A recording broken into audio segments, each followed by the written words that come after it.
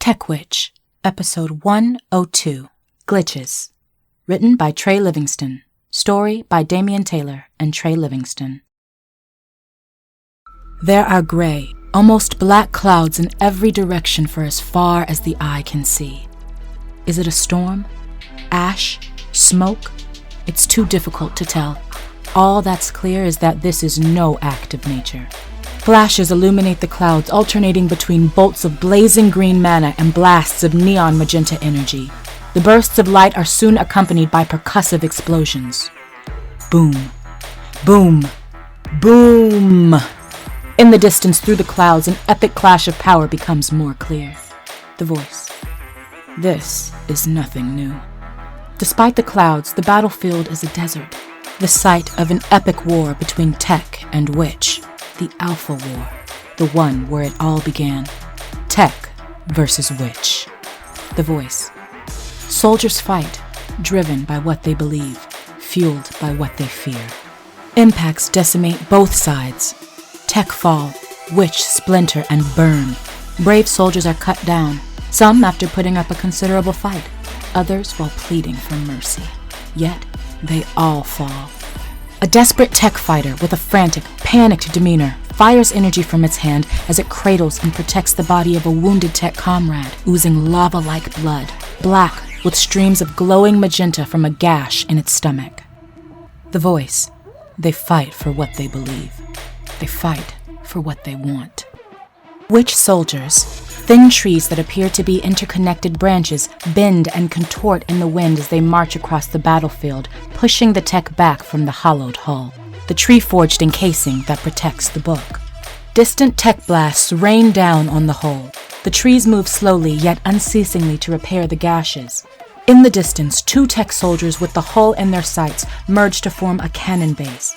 A third Tech soldier appears seemingly out of nowhere to merge with the first two Tech soldiers, forming the cannon barrel, all three seamlessly linked together as one. The cannon fires a colossal blast into the hull, one that creates an immense shockwave that topples several Witch Guardians. The voice. They fight to win, at any cost. The Tech who made up the cannon each fall to the ground one by one, lifeless, stiff, burnt-out husks with their life forces completely drained. Meanwhile, the smoke dissipates around the hollowed hull to reveal a giant gaping hole bordered by walls peeling back like the skin of a rotting fruit. Slowly, Tech fighters approach the breached hull as Witch lay in disarray. The lead Tech steps into the hole to find the book is gone.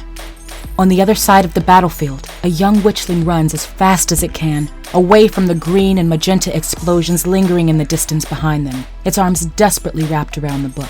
The witchling braves a single look back, only to stumble on the much rougher, jagged terrain of the territory called the Outskirts. It falls to its knees, only to look up and see the hand of a young Tech, known as a base Tech, reaching down. The portion of the hand where the base Tech's palm should be is expanded with an orb of magenta energy, an orb that appears to be growing. For a blast? But wait, the orb is fading, like the final moments of a depleted light bulb. The base Tech hand seals up, becoming much less threatening as it's offered to the witchling. The voice.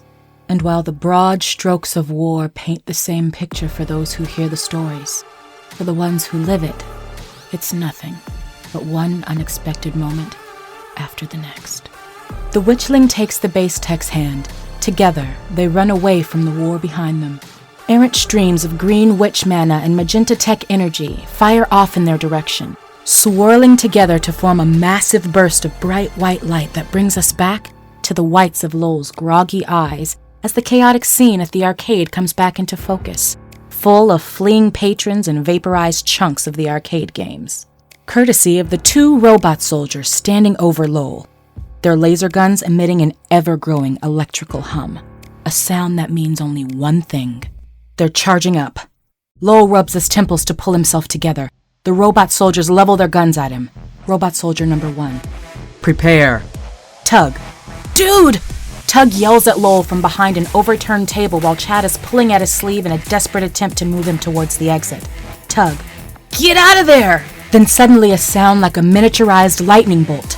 The robots fire and instantly vaporize Tug and Chad, leaving nothing more than ashes that gently float to the ground. That's enough to snap Lowell out of his grogginess. He just barely scrambles to hide behind a column before the robot soldiers turn their attention back in his direction, leaving them to now scan the area for their prey. While Lowell is trying to figure out how to escape the robot soldiers at the arcade, Kylie and Bridgette are in the ceremony room at the Hall of Witches. Kylie helps Bridgette sit up, Bridgette's strength depleted after her massive and unexpected magical outburst. Kylie, stay here. I'll go get, someone. Bridgette, no, don't. We have to find Lowell.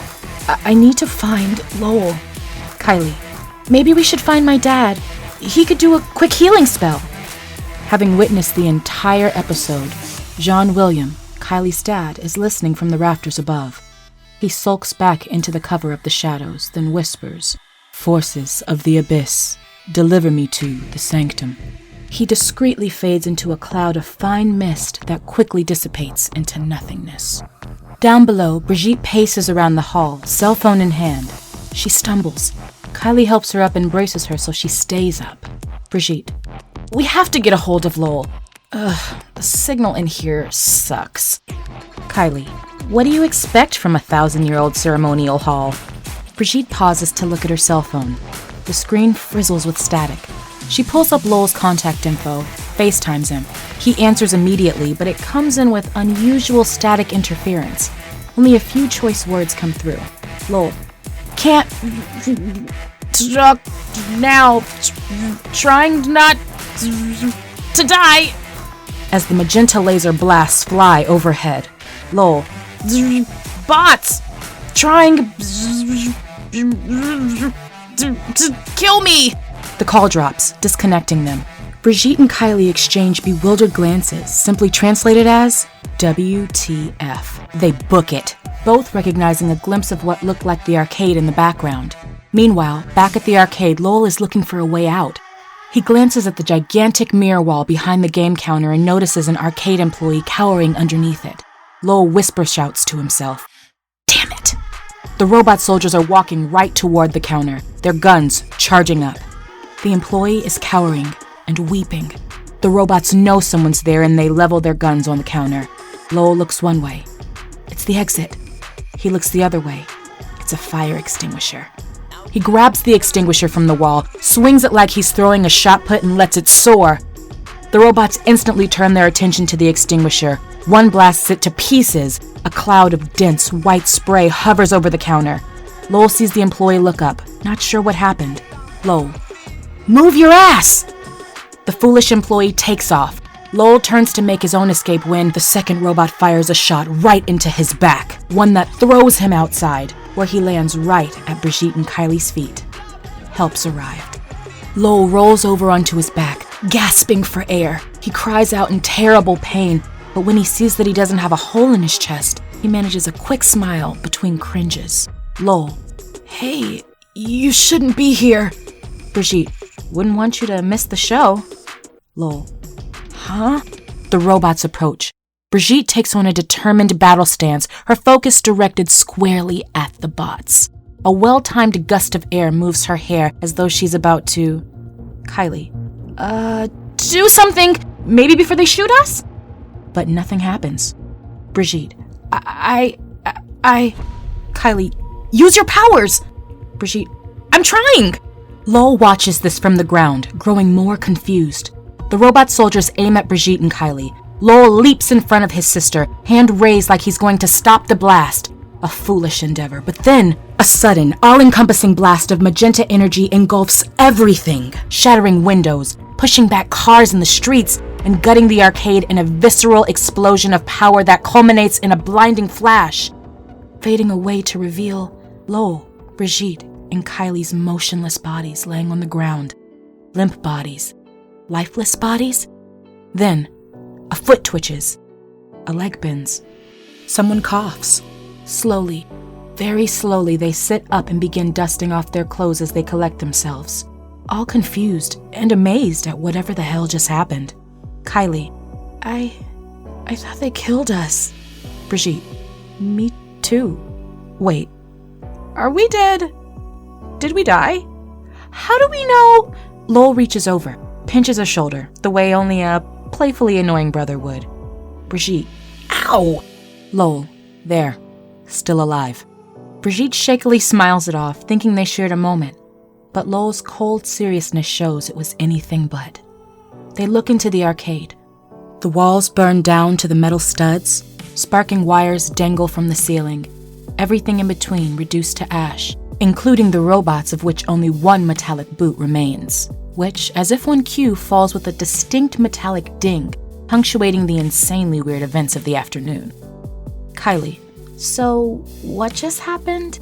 Lowell's eyes are locked on the spot where the robot stood, partly in disbelief, partly confirming they're truly gone. Lowell. I have no idea. Bridgette looks down at her hands. Bridgette. I'm not sure what I did. Kylie. Well, thanks for whatever you did, or didn't do. They stand. Bridgette turns to Lowell so that he faces her. Bridgette. We need to get out of here. There's something I have to tell you. Lowell. About magic or some crap? I don't want to hear it. But Lowell, Bridgette insists. Lowell. No. That's your world. And this? He waves his hand to indicate the massive amount of absolutely senseless destruction. Lowell. This is all you. I want nothing to do with it. Magic is nothing but trouble and Lowell. Please, Kylie calmly implores. 2 words like a verbal dagger that cuts right through Lowell, leading him to rein in his anger. Kylie. It's important. We wouldn't bother you otherwise. Lowell, still skeptical, takes a deep breath, centers himself, looks apologetically towards Bridgette. Lowell. All right, let's get out of here. Her slight smile is all she needs to say, thank you. Bridgette and Kylie lead the way. Lowell looks back at what's left of the arcade. The dust, the debris. He follows behind the other 2, not noticing the magenta tech energy that sparks off of his fingertips. Almost as if it's left over from the blast that shook them all to their core. To be continued.